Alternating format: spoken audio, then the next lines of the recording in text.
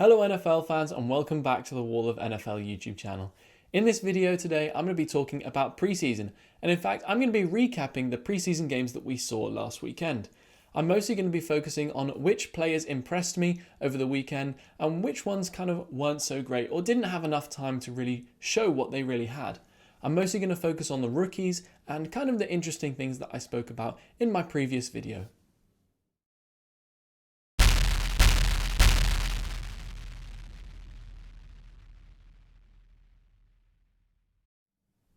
The first player I'm going to talk about is going to be Patrick Surtain II.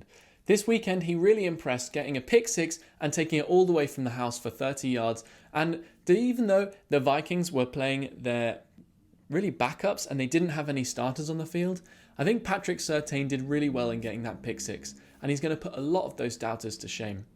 I think he really had a lot of doubters because the fans kind of wanted a quarterback rather than a cornerback drafted with their 9th overall pick in the draft. But I think in the end, Vic Fangio might have made a good decision. So with this second player, I'm going to focus again on the Broncos and talk about Drew Lock. Now, Drew Lock really had a lot of criticisms last year as he wasn't very accurate, and whilst we could all see that he had a fantastic arm and running ability, he wasn't really doing it accuracy wise. There were a lot of comments, and that's kind of why the fans thought the Broncos should have drafted another quarterback with their 9th pick. But Drew Lock, in this weekend, he threw for 150 yards and 2 touchdowns, and he was really pretty decent. Now, he didn't get an awful lot of time on the field, but the 80-yard touchdown he threw was actually pretty magnificent.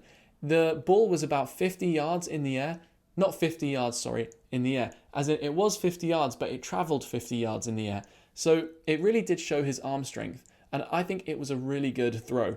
So I think that Drew Lock did do better than Teddy Bridgewater in this game. So Vic Fangio might lean towards him starting in the regular season week 1.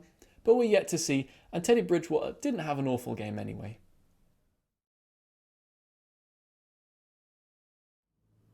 Trey Lance did have a pretty rough start to his game, getting absolutely destroyed by Chris Jones on one of his first plays.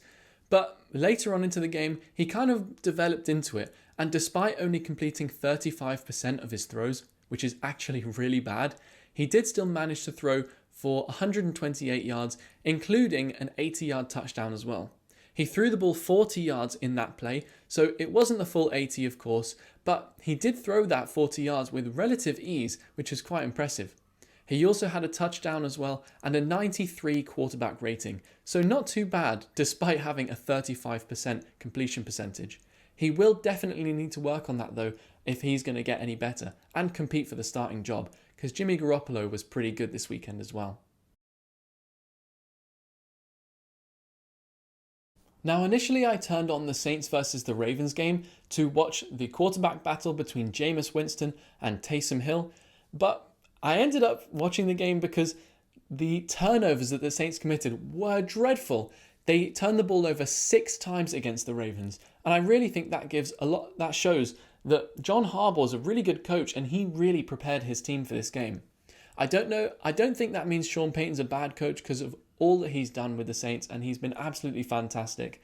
But I do think that shows that maybe the Saints need to work a little bit harder in practice.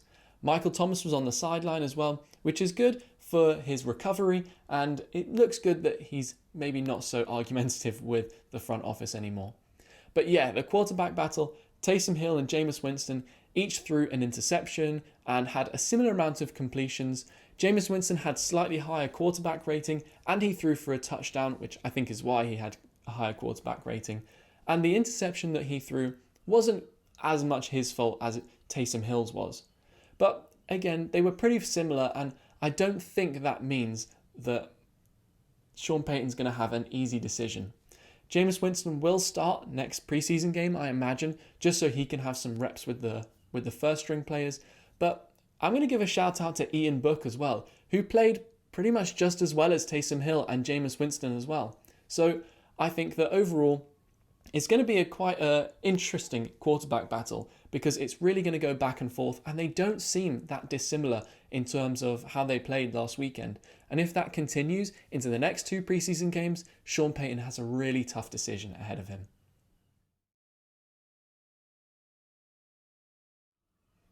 Now onto the guy that pretty much everyone wanted to see during the preseason, Trevor Lawrence. He's been dubbed the most NFL-ready quarterback since Andrew Luck, who was drafted in 2012, and John Elway, who was drafted in the 1980s. But really in this preseason game, he was a bit disappointing. He showed very little mobility and was sacked a couple of times because of it. He wasn't able to evade pressure as well as we all thought he would. The protection, granted, was really bad, and on the one time he had a solid pocket to throw out of, he made one really nice throw down the field. But pretty much he only had between 6 and 10 completions, I think, and it was pretty naff overall. I think maybe that's because of the team around him, but I was a little bit disappointed. I thought he'd have a better day, just like Drew Lock did, or potentially he'd have more time on the field to show his ability as well. But he didn't get a lot of time, so I will give him that as well. I think because he is the starting quarterback, he's not going to get a huge amount of time, like some players are getting a whole half to show their ability. But I think that he will be ready for the NFL season once it comes around, and he's just got to get used to the NFL a little. And he's got to start moving around in the pocket if he's going to survive behind that Jaguars offensive line.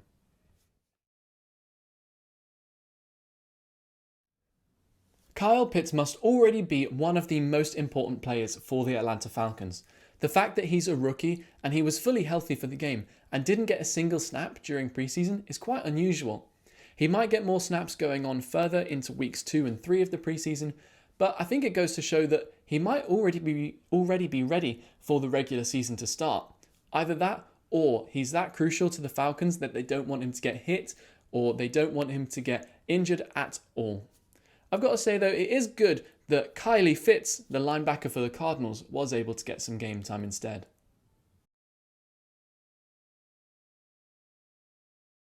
I think the Dolphins have an awful lot to be excited about going to this next regular season. I think that Tua is going to take that next step up, and I think that this first preseason game showed that why he was the starting quarterback, and I do think he did do pretty well. He managed to throw for 8 out of 11 completions, and he managed to also throw for 99 yards as well, which I think is pretty good. He did make one big mistake though, is throwing an interception in the end zone. He worked so hard with the rest of the offense to get that team down the field, and it's just such a shame that they managed to throw that interception, and he cost the team 6 points with that one really. He has got to work on that if he's going to take that next step in this regular season, but I think with a bit more practice and a bit more work this preseason, he'll definitely be good enough.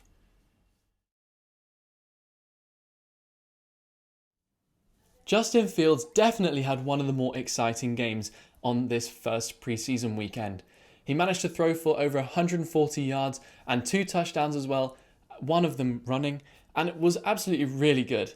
He showed a lot of athleticism as he was running the ball as well as throwing it, and he looked like he'd been doing this for years now, and I was really impressed. He had a lot of poise, and I think he showed a lot more than Nick Foles and Andy Dalton did.